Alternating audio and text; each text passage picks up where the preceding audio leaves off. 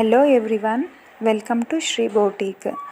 ಇವತ್ತು ನಾನು ನಿಮಗೆ ಬ್ಲೌಸ್ ಹೇಗೆ ಸ್ಟಿಚ್ ಮಾಡಬೇಕು ಅನ್ನೋದನ್ನು ತೋರಿಸ್ಕೊಡ್ತಾ ಇದ್ದೀನಿ. ಕಟಿಂಗ್ ಆ್ಯಂಡ್ ಮೆಜರ್ಮೆಂಟ್ ತೊಗೊಳ್ಳೋದು ವಿಡಿಯೋನ ನಿಮಗೆ ಲಾಸ್ಟ್ ವಿಡಿಯೋಸಲ್ಲಿ ತೋರಿಸಿದ್ದೀನಿ. ಯಾರಾದರೂ ನೋಡಿಲ್ಲ ಅಂದರೆ ಯೂಟ್ಯೂಬ್ ಚಾನಲ್ಗೆ ಹೋಗಿ ನೋಡಿರಿ.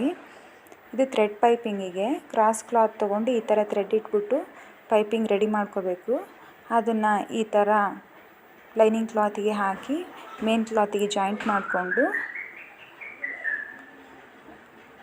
ಯು ಶೇಪಲ್ಲಿ ಸ್ವಲ್ಪ ಕಚ್ಚಿಡಬೇಕಂದ್ರೆ ಶೇಪ್ ನೀಟಾಗಿ ಕುತ್ಕೊಳ್ಳುತ್ತೆ. ಇದ್ರ ಮೇಲೆ ಒಂದು ರೌಂಡು ನೀವು ಸ್ಟಿಚ್ ಹಾಕೊಂಬಂದುಬಿಟ್ರೆ ಫಿನಿಶಿಂಗ್ ನೀಟಾಗಿರುತ್ತೆ.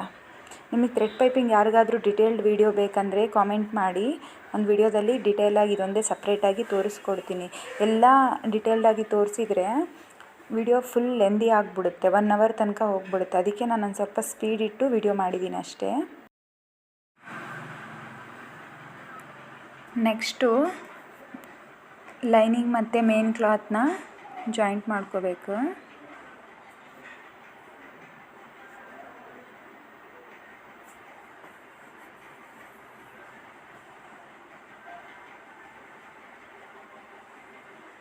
ಫುಲ್ ಜಾಯಿನ್ ಮಾಡ್ಕೊಂಡ್ಮೇಲೆ ಎಕ್ಸ್ಟ್ರಾ ಮೇನ್ ಕ್ಲಾತ್ ಇರುತ್ತಲ್ಲ ಅದನ್ನೆಲ್ಲ ಕಟ್ ಮಾಡಿ ಫಿನಿಶಿಂಗ್ ನೀಟ್ ಮಾಡ್ಕೋಬೇಕು.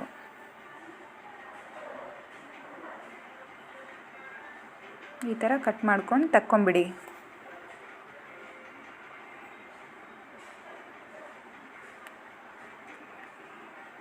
ಈಗ ಶೋಲ್ಡರ್ನ ಆಫ್ ಇರುತ್ತಲ್ಲ ಅದರಿಂದ ಮಾರ್ಕ್ ಮಾಡಿಕೊಂಡು ಕೆಳಗಡೆ ಟಕ್ಸ್ ಹಿಡೀರಿ. ಬ್ಯಾಕ್ ಸೈಡ್ ಟಕ್ಸ್ ಇದು ಎಕ್ಸ್ಟ್ರಾ 1 ಇಂಚ್ ಬಿಟ್ಟಿರ್ತೀರಲ್ಲ, ಹಾಫ್ ಇಂಚಿಂದು ಟಕ್ಸ್ ಹಿಡೀರಿ. ಕರೆಕ್ಟಾಗಿ ಮಿಡಲ್ ಪಾಯಿಂಟ್ ನೋಡಿಕೊಂಡು ಎರಡೂ ಒಂದೇ ಸೈಡ್ ಬರೋ ಥರ ನೋಡಿಕೊಂಡು ಟಕ್ಸ್ ಹಿಡೀರಿ. ಈಗ ಬ್ಯಾಕ್ ಸೈಡ್ ಪಾರ್ಟ್ ರೆಡಿ ಆಗಿದೆ ನೋಡಿ. ನೆಕ್ಸ್ಟ್ ಈಗ ಫ್ರಂಟ್ ಪಾರ್ಟ್ನ ರೆಡಿ ಮಾಡೋಣ. ನೋಡಿ ಫಿನಿಶಿಂಗ್ ಎಷ್ಟು ನೀಟಾಗಿ ಬಂದಿದೆ. ಈಗ ಫ್ರಂಟ್ ಸೈಡ್ ಪಾರ್ಟ್ ಇದಕ್ಕೂ ಕೂಡ ಸೇಮ್ ಬ್ಯಾಕ್ ಸೈಡಲ್ಲಿ ಇರೋ ಥರ ಥ್ರೆಡ್ ಪೈಪಿಂಗ್ ಹಾಕ್ಕೊಂಡು ಫಸ್ಟು ನೆಕ್ ಪಾರ್ಟ್ನ ರೆಡಿ ಮಾಡ್ಕೊಂಡು ಬಿಡೋಣ. ನೆಕ್ಸ್ಟು ಲೈನಿಂಗ್ ಮತ್ತು ಮೇನ್ ಕ್ಲಾತ್ನ ಜಾಯಿನ್ ಮಾಡ್ಕೊಳ್ಳೋಣ. ಎಕ್ಸ್ಟ್ರಾ ಮೇನ್ ಕ್ಲಾತ್ನ ಕಟ್ ಮಾಡಿಕೊಂಡು ಟ್ರಿಮ್ ಮಾಡ್ಕೊಳ್ಳೋಣ. ಎರಡೂ ಸೈಡು ಇದೇ ಥರ ಸೇಮ್ ಪ್ರೊಸೀಜರಲ್ಲಿ ರೆಡಿ ಮಾಡಿ ಇಟ್ಕೊಳ್ಳೋಣ.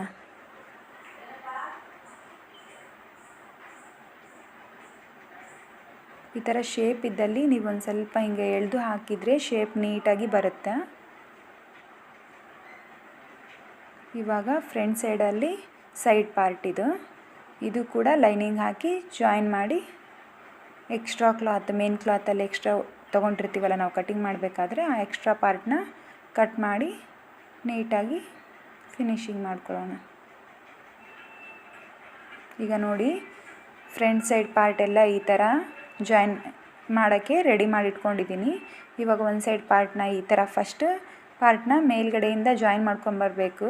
ಕೆಳಗಡೆ ಏನಾದರೂ ಹೆಚ್ಚು ಕಡಿಮೆ ಆದರೆ ಕಟ್ ಮಾಡ್ಕೊಳಕ್ಕೆ ಬರುತ್ತೆ. ಕರೆಕ್ಟಾಗಿದ್ದರೆ ಪರವಾಗಿಲ್ಲ, ಆಲ್ಮೋಸ್ಟ್ ಕರೆಕ್ಟೇ ಬರುತ್ತೆ.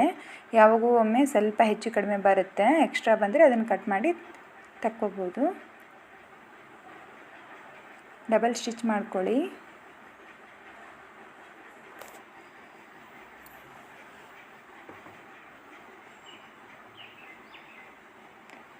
ಯಾವಾಗಲೂ ಸೈಡ್ ಪಾರ್ಟೇ ಮೇಲೆ ಸ್ಟಿಚ್ ಮಾಡೋ ಕಡೆ ಬರೋ ಥರ ನೋಡಿಕೊಂಡು ಜಾಯಿನ್ ಮಾಡ್ಕೊಳ್ಳಿ. ನೋಡಿ ಕಪ್ ಪಾರ್ಟು ನೀಟಾಗಿ ಬಂದಿದೆ, ಶೇಪೆಲ್ಲ ನೀಟಾಗಿ ಕುತ್ಕೊಂಡಿದೆ. ಇವಾಗ ಕೆಳಗಡೆ ಸೈಡಲ್ಲಿ 2 ಇಂಚ್ ಲೈನಿಂಗ್ ಕ್ಲಾತ್ ತೊಗೊಂಡು ಸ್ಟಿಚ್ ಹಾಕ್ಕೊಂಡು ಬ್ಯಾಕ್ ಸೈಡು ಫೋಲ್ಡ್ ಮಾಡಿ ಸ್ಟಿಚ್ ಹಾಕ್ಕೊಂಬಿಡೋಣ. ಎರಡೂ ಸೈಡು ಇದೇ ಥರ ಮಾಡಿಕೊಂಡು ಫಿನಿಶಿಂಗ್ ರೆಡಿ ಮಾಡ್ಕೊಳ್ಳೋಣ.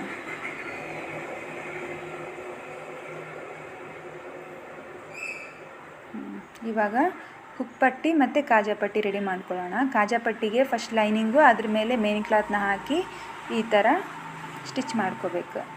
ಎಕ್ಸ್ಟ್ರಾ ಮೇಲ್ಗಡೆ ಮತ್ತು ಕೆಳಗಡೆ ಫೋಲ್ಡ್ ಮಾಡಿಕೊಂಡು ಈ ಥರ ಸ್ಟಿಚ್ ಮಾಡಿಕೊಂಡ್ರೆ ಬೋಟಿಕ್ ಸ್ಟೈಲಲ್ಲಿ ತುಂಬ ನೀಟಾಗಿ ಫಿನಿಶಿಂಗ್ ಸಿಗುತ್ತೆ ನಿಮಗೆ.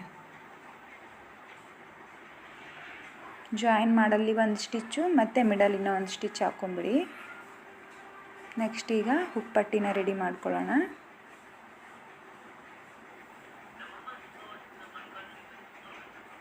ಇದು ಕೂಡ ಒಂದು 2 ಇಂಚಸ್ ಲೈನಿಂಗ್ ಕ್ಲಾತ್ ತೊಗೊಂಡು ಈ ಥರ ಸ್ಟಿಚ್ ಮಾಡ್ಕೊಳ್ಳೋಣ.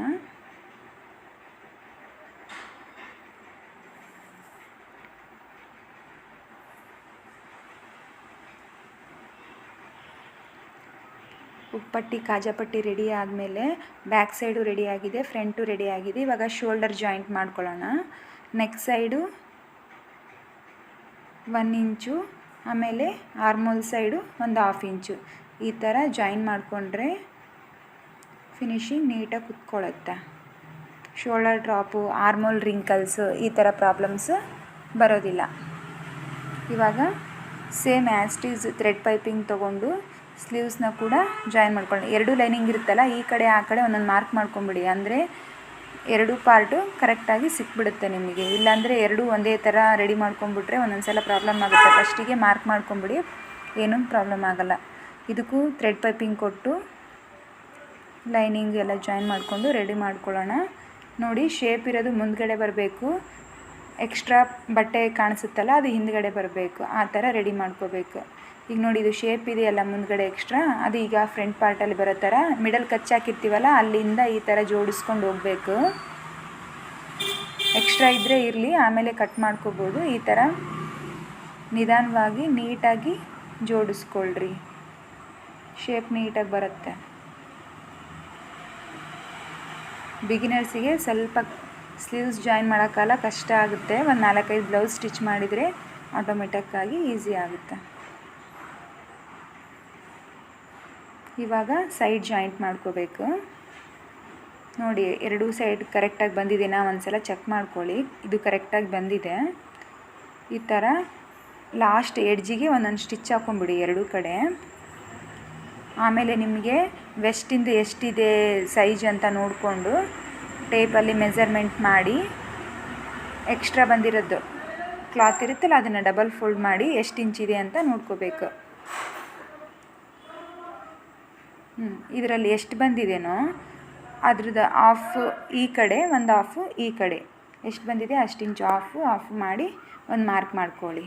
ನೆಕ್ಸ್ಟ್ ಆರ್ಮೋಲ್ ಎಷ್ಟಿದೆ ನೋಡ್ಕೊಂಡಿರ್ತೀರಲ್ಲ, ಆರ್ಮೋಲಿಂದು ಮಾರ್ಕ್ ಮಾಡ್ಕೊಳ್ಳಿ. ನೆಕ್ಸ್ಟ್ ಸ್ಲೀವ್ಸಿನ ಕೂಡ ಸೇಮ್ ಅವ್ರದ್ದು ಎಷ್ಟಿದೆನೋ ಅಷ್ಟು ಮಾರ್ಕ್ ಮಾಡಿಕೊಂಡು 3 ಪಾಯಿಂಟ್ ಜಾಯಿನ್ ಆಗೋ ಥರ ಒಂದು ಸ್ಟ್ರೇಟ್ ಲೈನ್ ಡ್ರಾ ಮಾಡಿ. 2 ಸೈಡು ಸೇಮ್ ಅದೇ ಥರ ಆರ್ಮೋಲ್ ಆ್ಯಂಡ್ ಸ್ಲೀವ್ಸ್ ಮಾರ್ಕ್ ಮಾಡಿಕೊಂಡು ಒಂದು ಸ್ಟ್ರೇಟ್ ಲೈನ್ ಡ್ರಾ ಮಾಡ್ಕೊಳ್ಳಿ.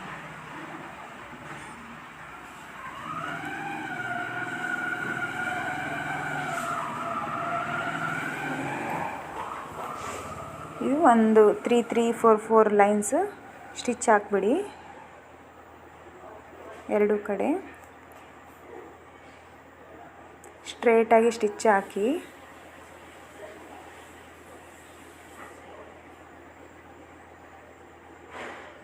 ಎಕ್ಸ್ಟ್ರಾ ಇರೋದನ್ನು ನೀಟಾಗಿ ಟ್ರಿಮ್ ಮಾಡ್ಕೊಂಬಿಡಿ. ಇವಾಗ ಇದು ಎಕ್ಸ್ಟ್ರಾ ಇರುತ್ತಲ್ಲ ಶೋಲ್ಡರ್ ಹತ್ರ, ಅದನ್ನು ಕೂಡ ಒಂದು ಸ್ಟಿಚ್ ಹಾಕಿ ಜಾಯಿನ್ ಮಾಡ್ಕೊಂಬಿಡಿ. ಇಲ್ಲಾಂದರೆ ಅದು ಒತ್ತದಂಗೆ ಆಗುತ್ತೆ ಶೋಲ್ಡರ್ ಹತ್ರ. ಸೊ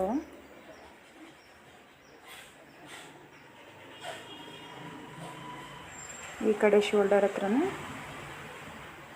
ಒಂದು ಸ್ಟಿಚ್ ಹಾಕ್ಕೊಳ್ಳಿ. ಇವಾಗ ನಿಮಗೆ ಕಂಪ್ಲೀಟಾಗಿ ಬ್ಲೌಸ್ ಸ್ಟಿಚಿಂಗು ಕಂಪ್ಲೀಟ್ ಆಗಿದೆ ನೋಡಿರಿ. ಫಿನಿಶಿಂಗ್ ಇಷ್ಟು ನೀಟಾಗಿ ಬಂದಿದೆ. ಇದೇ ಥರ ವಿಡಿಯೋಸ್ಗಾಗಿ ಸಬ್ಸ್ಕ್ರೈಬ್ ಮಾಡಿ.